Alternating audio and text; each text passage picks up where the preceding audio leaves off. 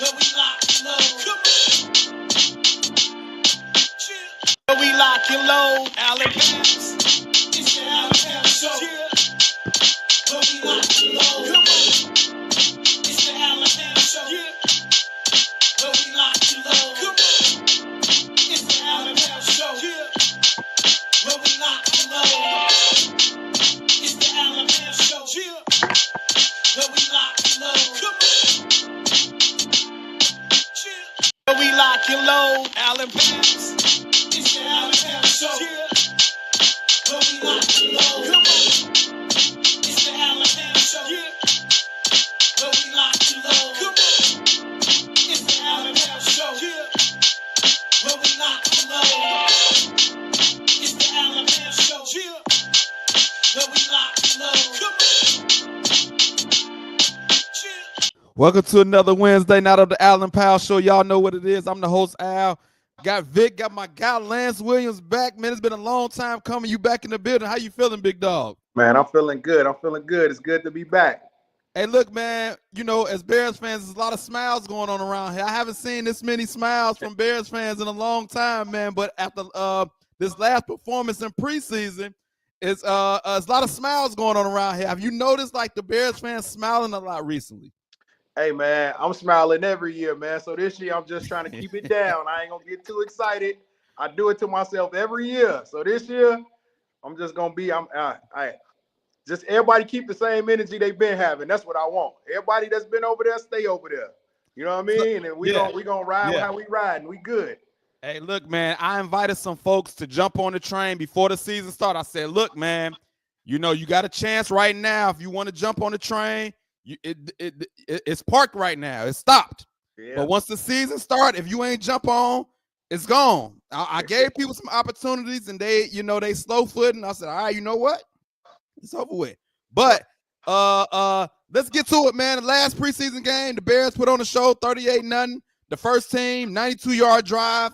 We've seen some of the weapons that they got, some of the draft picks. Caleb Williams getting the ball out. I haven't heard from you since the draft or any of the moves that the Bears made, Lance. So I just want to know your thoughts on the preseason, some of the weapons that they got. What did you see from preseason? And for the people who didn't see it, I will play the highlights, but just tell me what you initially saw from the preseason and some of the moves, some of the weapons that they got.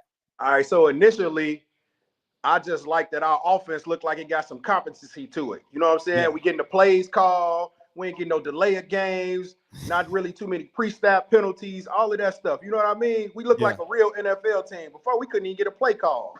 You know what I'm saying? We couldn't do a lot of stuff. So I'm excited with where we going. And then the weapons, of course, though. You know, they did that. So my little lady said hi. Say hi. What's up? Allen Powell, love the kids. Come on. Hi. You good. Yep. Trey, say hi. And then y'all got to go back in. Say hi. Hi. What's up, future diehard Bear fans? Let's go. Let's go. Right. Get them started early. Yeah, they on it. He been to Soldier Field already. Already took him to the game. Right, Bear down. I'm with it. But look, man, for the people who didn't see the highlights, I'm gonna go ahead and play the highlights, and then Vic, I want to come to you, man, because I saw some stuff in this preseason game that I was very excited about. And I know it's just preseason. The Bills probably wasn't playing their number ones; they're playing against number twos and threes. The coach had to have a meeting. It was so just ridiculous what the Bears is doing to him. But ain't nobody gonna take my joy from what I saw. I don't care if it's preseason. I don't care who's on the field. You're not gonna take my joy away from what I saw. I was happy.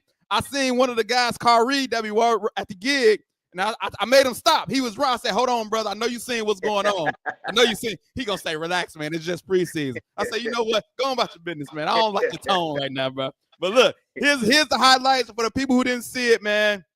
This is Bears, and I just really want to focus on the first team offense. Caleb Williams getting to his bag, man, and let's just look at it.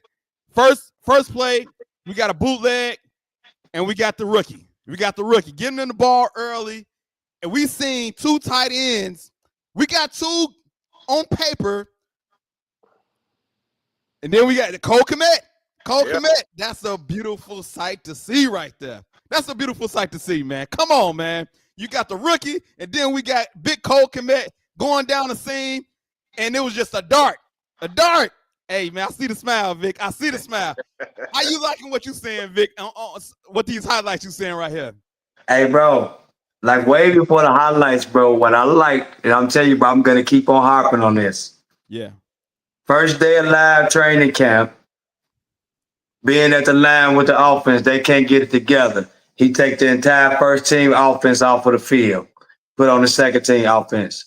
Yeah. I knew what time it was going to be then. Accountability changed the whole culture. After that, you hear nothing else about it. Like Lance previous mentioned, all you heard was like pre-snap stuff, delayed games and stuff that they were getting. They came out crisp this game, man. They were flying all over the place. Caleb was throwing darts, man, like fitting balls in windows. I was mad Rome dropped that one, and they could have kept the drive going, and Caleb got another, you know what I'm saying? His first team offense got another touchdown that last game. But, you know, it is what it is. And, you know, I take it. But I like the fact that, you know, we finally got a competent offensive line, though, too. You know, outside the weapons. Like, we've always had guys that can make plays. I'm being honest, had to beef up front, the trenches. Now we can battle the trenches with anybody with our weapons. That's going to make a major difference. And we got a very competent play caller, like a guy. He said this is his Detroit offense. This is not the Bears stuff he running. He said this is stuff he running from Detroit. We probably don't even see none of this in the regular season. That's what I'm excited about. Come on, man. That's what I'm excited about. We probably won't even see this again in the regular season, man. Look, what I'm excited about is this last play that we saw for the touchdown. Like, I don't know how the Bears was able to get Zacchaeus on such a bargain deal, but when I watched him in Washington, he was a nice slot receiver. This dude is not a bum. Like, bro, he's a nice slot receiver, third or fourth, depending on how your depth chart goes. But definitely on this team, he can be a 3 while Burden develops. Yeah, exactly. I Go agree. ahead, Lance. I was telling one of my homies about him when we first signed him, but I said, man, he gonna be a sleeper. Everybody talking about Rome and DJ. I know they're gonna do what they do, but I said, man, he a sleeper. Watch. And sure enough, first drive, he caught the touchdown. I said, I told you, man, that's a good low-key weapon that everybody ain't even thinking about. And when I think about it, I forget the exact numbers of the contract, but it was like 1 year, a couple million. 1.5 million for 1 year. Oh yeah, and if you look at the production that he gave, like to me, I feel like he's worth more than that. But I don't know what happened and why we was able to get him cheap. I ain't gonna argue. I ain't gonna ask no questions. Hey, I'm happy about it. I bet Washington wish they still had him. I bet you that. Yeah, absolutely. I'm gonna get to some of the YouTube highlights. Lamar Jackson says, I'm real high on Loveland. Coastal Loveland looked good. He had a couple catches. The second catch really was like a fingertip. Like, so we seen that he can go get it, you know, at the high point. And so it's like, yo, you making catches like that as a rookie. I like it. Austin Malone says second stringers, none of it matters. Okay, so let's talk about it. My guy said it's second stringers. A lot of second stringers is going to make the league. I disagree with that. It doesn't mean anything, but it matters. It definitely matters how you look out there. Set the tone. You set the tone of how you want to play. I don't give a damn about none of that stuff, man. Like, you come out there and show you execute your plays and you play your brand of ball. I don't care who you playing against. You go out there and you play your brand of ball. All that other stuff is nonsense. I like the way they executed our game plan. Period. Against whoever. That's exactly right, Vic. The way that they ran. But I bet if the offense came out and crapped the bed, it would be it would matter then, though. Oh yeah. You know what I'm saying? Of course it would. They did good. It don't matter though. They ain't playing against nobody, man. It matters. Absolutely. You can't have it both ways. You can't have it both ways. Like, you can't have it both ways. This is what these people want. They want it both ways. They want to be so quickly to bash Caleb Williams. It's not even the Bears. Yes. They want to be so quick to bash Caleb Williams. It's ridiculous. To hate this man getting is ridiculous. Some of the stuff has been so ridiculous. I'm talking about, bro, I don't even want to repeat some of the mess I'm hearing from just guys who get paid to talk sports. Like, I can't believe you paying this guy to say this, and there's nothing on paper to back up what this man's saying. I bet you if Caleb would have came out and not performed well, it would have been a top story, and it would have been like, oh snap, okay, he got a new head coach. He's the bust. The hottest. He's the bust after preseason game. They were like, it ain't the coaches, it's the quarterback. Yeah, it's the quarterback. Everybody ain't so. Like you say, they want it both ways. It don't mean nothing. It's second stringers. These second stringers will make the league. Like, these ain't people that's gonna be on the street for the most part. These guys are professional football players. second stringers get a lot of playing time. On the next second stringers are the next man up in the NFL, and you're the next player away from playing. We know how this game goes. You're the next player away from playing. We see with our team all the time how we get guys, and next thing you know, we playing with a whole different secondary. Yep. Absolutely. Let's see. Lamar Jackson says Zach a ball, and he helped Jaden a lot in Washington. Talking about Zacchaeus, man. Listen, bro. And then the way he made the catch and then broke a tackle. That's what I like. The yak. Give me some yak. Some yak. Move. He made a man miss. He made a man miss. Scored a touchdown. And like you say, Luka Burton can just take his time. Quick slant. Get off me. Yes, sir. Give me that skull. Give me that skull. Yeah, he gonna be a problem in the slot, bro. He gonna be a problem. He gonna be a problem. Bro, like, man, him out there, and then when they running 12 personnel, when you got committed levels on the field with him in the slot, oh man.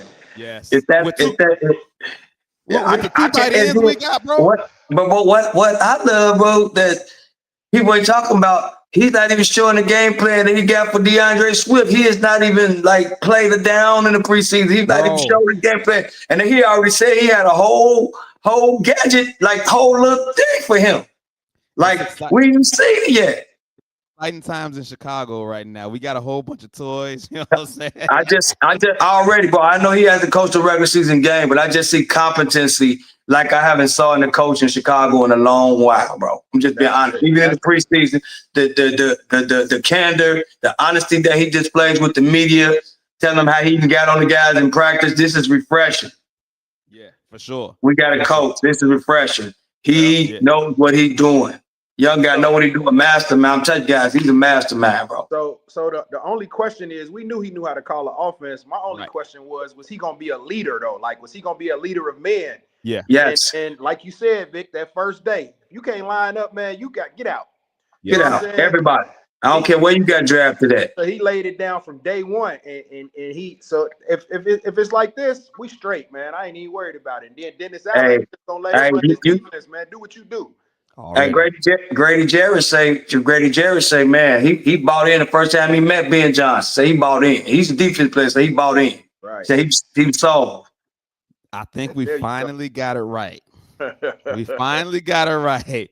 Umpteen years later, we finally got it. We finally got it right. You know, the right offensive mind. We got the quarterback. We got some weapons, man. I've never seen it where we like, yo, we don't even have enough. It's too many weapons. We can't even put them all on the field at the same time. Yeah. No, and see that's a luxury. That's a luxury that I'm saying. People will argue with me, but I'm telling y'all, by mid-season, if things play out the way that I see them playing out by mid-season, I think we'll have the most weapons in the division, like from top to bottom. Come on, talk that talk, man. Listen, you can talk that talk here. This is when you got Cole Kmet, Luther Burton, and Olamide Zaccheaus coming off of your bench. Don't many teams have that luxury in our division. Let's talk about it, bro. Let's go. No disrespect, because I mean, with what they had, Jordan Love was able to lead the Packers to the playoffs a couple years in a row. What they had, but they don't have a number one wide receiver. The Bears got like three guys. They the GM on record. Our GM on record said in the long run, Luther Burton's going to be the best wide receiver on our team. I heard that. Our GM is on record saying that. Oh, better than Rome and DJ. I heard that. I heard hey, bro. Hey, from what I saw with the blocking, just ain't scared to run in there and stick your nose in there. I'm like, oh, I was even more impressed. I knew about him at Missouri with the catching and stuff. I'm like, man, he fell to the second round and we got him. That was a steal. And then when he came out and showed what he did, the same thing, like what no diva missed and just stuck his nose in. I'm like, oh yeah, he gonna play. So I don't know. He gonna force his way on the field. I don't know if y'all remember, but going into the season last year, he was the number one receiver in the country. He was the number one receiver. Then T-Mac jumped him because he had a down year. He really have a quarterback throwing on the ball in Missouri this year. Exactly. Their quarterbacking was terrible, but he was the number one receiver in the country last year going into the season. So what y'all telling me right now? Like, yo, we got to steal, bro. We got to steal. So let's go ahead and be Overreaction Monday. This is a Bears platform. We can be as optimistic as we want on here. Do they have the best skill position in the division? Do they have the best set of skill positions in the division? Don't be afraid to say yes. I don't care. This is a Bears platform. You can say how you feel, based on what Hey, we bro, the see, Bears fan. Honestly, right now, I say we're second to Detroit. Hey, Second to listen Detroit? though. Okay. This what I'm telling Honestly, you, as the Bears fan, I say we're second to Detroit. Okay. where Far Detroit depth. killing Far us. depth. Where Detroit is killing us is in that backfield, bro. Yes, absolutely. They got a double head. They got a double head monster back there. They got a double head monster back there. I had big Okay. hopes for Rojo, man. I don't know what's going on, man. He can't stay healthy, man. I feel bad too. He can't stay healthy, Lance. Then my none guy, they say he look all right, but he got hurt a little bit too. So we got to do something, man. Would y'all let me We ask you just this. signed somebody off the street to go on the practice squad just so we can have some guys to run the offense. Like we don't have any running backs right now healthy, but DeAndre, and they ain't about to play him yet. And you know what I'm saying? This is why. And Kyle. And then he ain't even came back. So they had to, you know what I'm saying, they're gonna be going with no, the guy, he's probably gonna make the team, the fast guy with the dreadlocks that was doing all the running last time. Yeah, Wheeler. Yeah. So Detroit got us in the backfield, but what about the receivers and tight ends? Because I feel like we got two good tight ends. I know Laporta over there in Detroit. That's why I said when it comes to that kind of depth, I think depth-wise, I mean, Minnesota still has Justin Jefferson arguably one or two receivers in the field. Addison Nice. That's what I said. Jordan Addison is solid, but I think that our depth pieces are more. Our second and third are better than their second and thirds and fourths and better. Overall, running backs, wide receivers, tight ends, who got overall the best weapons in the division? Because I'm saying the Bears. I'm saying it right now. The Bears got y'all afraid to say it. I say it for hey, you. bro, I hope so. But right now, Detroit proved it, bro. They got it right now. I don't care. I hear you, little bro. I hear you, little bro. Hey, I ain't mad at that. I'm never gonna argue against you with that, bro. You know, but you just asked me right now. I got to be honest with you right now. Okay. Now, can we revisit this like at the 4-game stretch so we can see, like, you know what I'm saying, like quarterly? Can we revisit this quarterly and see where the Bears are at and what they're doing?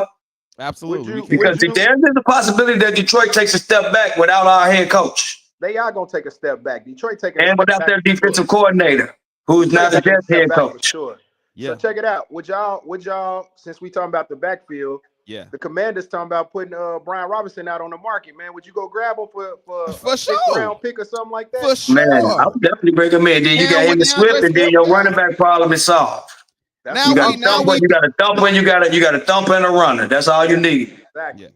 Exactly. So what you say, Lance?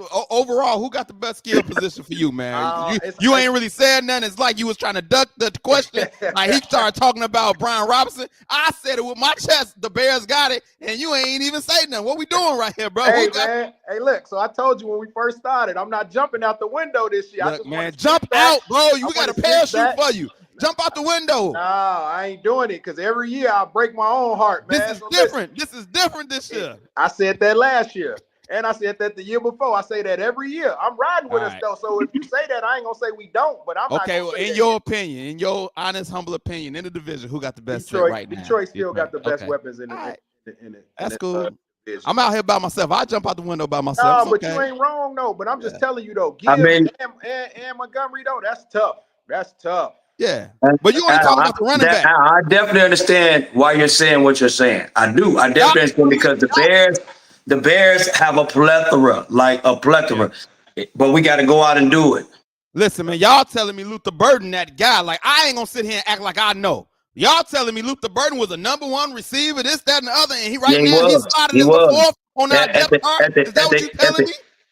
At the end of the 2023 season, he was the #1 wide receiver in the country going into 2023. The only problem that I have is we don't have a thumper in the backfield. I thought Rojo was going to be our Swift. We don't have the gap. We don't have that short yardage gap. We don't have that short yardage gap. I'm talking crazy. I know we need a running back, but I'm just looking at the shiny weapons we got right now. Hey, bro, now this is what I'm saying. This is what I'm saying, bro. If Colston Loveland is a wide receiver playing tight end, like everybody say he could finna transition to the NFL, we gonna have the best offense. We are. I can say that then. If he is who we think he is, because I know what Luther Burden is. I'm telling you, bro, I know what Luther Burden is. Okay. He had 1,300 yards in college. Loveland ain't really had nobody throwing to him after McCarthy left.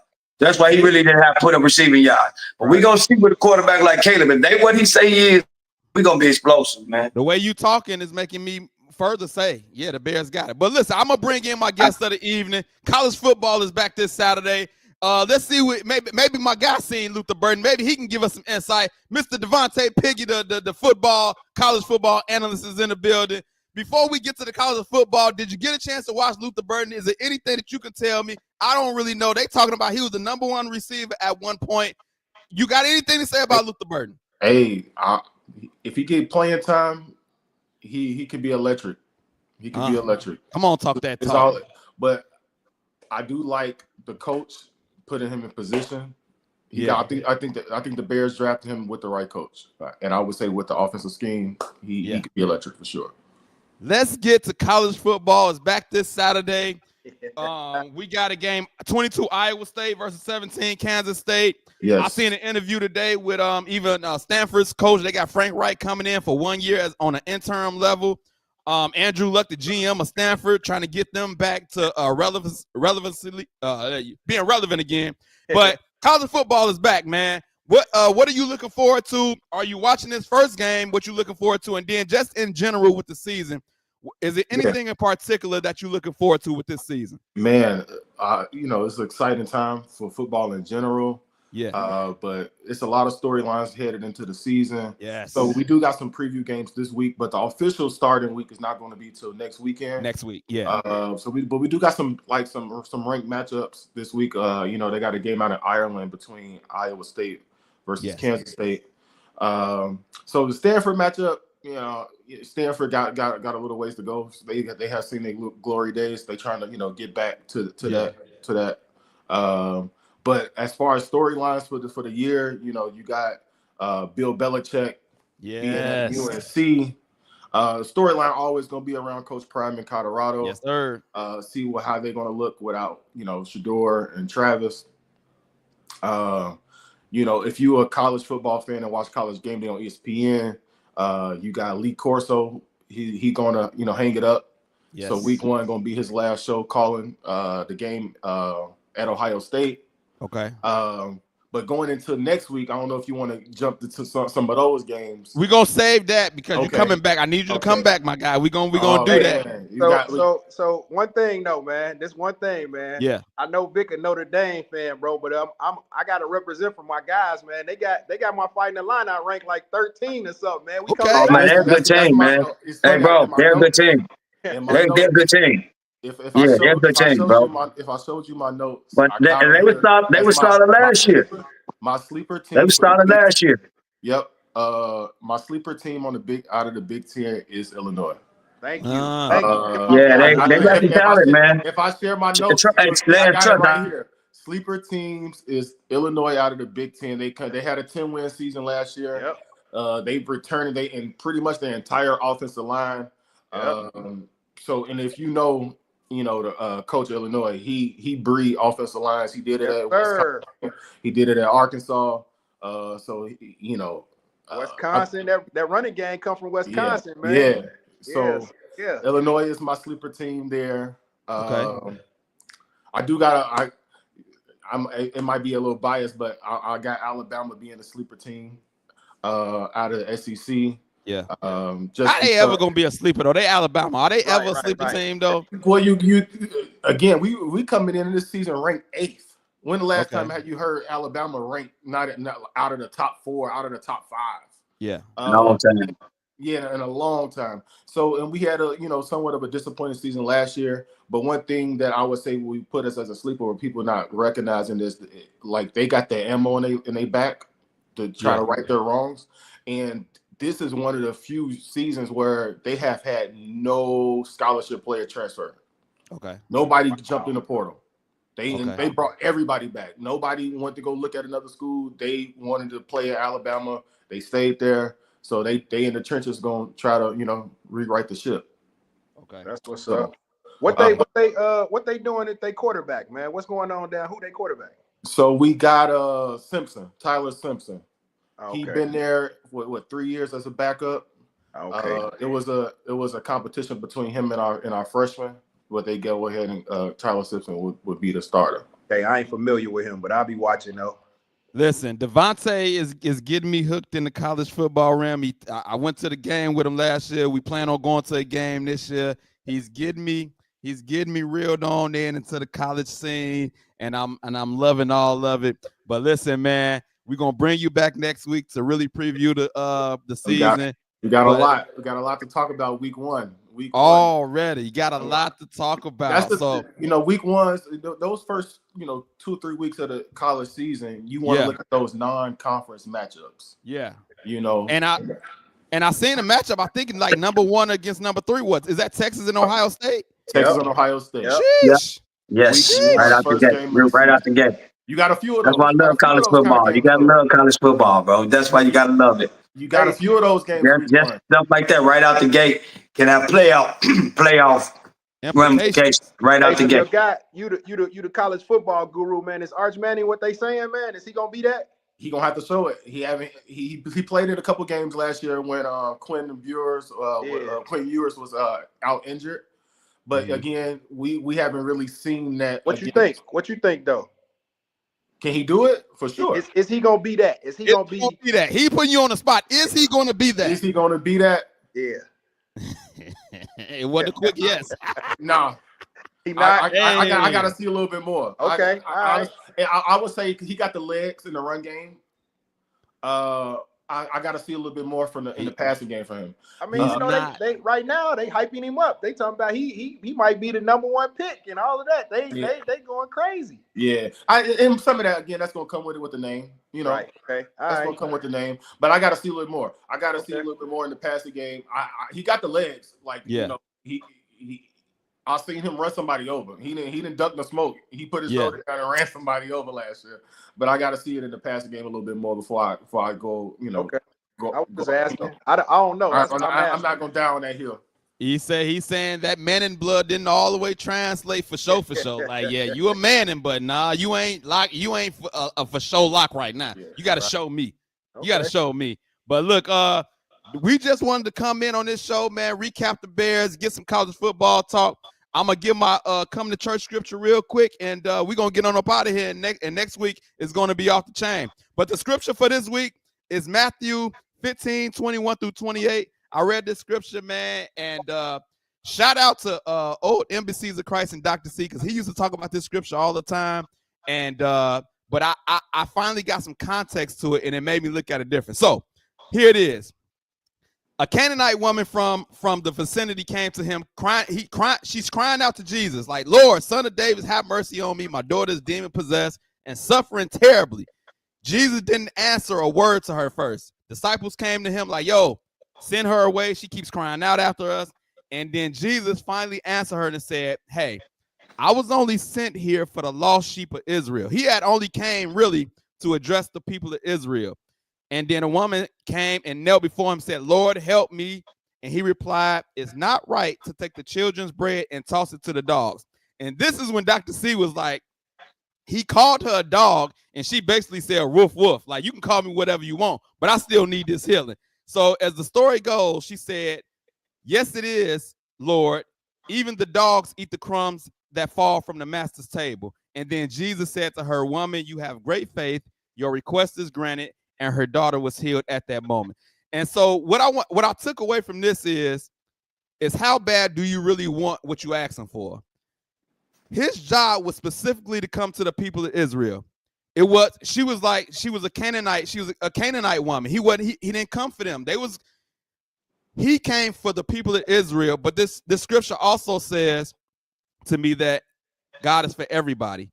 But that specific time, he was coming specifically for the people of Israel.